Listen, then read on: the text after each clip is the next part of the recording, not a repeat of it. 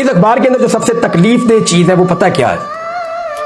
वो है कि इसके अंदर से डॉक्टर अब्दुल कदीर खान गायब है, मोहसिन पाकिस्तान। उन्हें खिताब दिया गया मोहसिन पाकिस्तान का।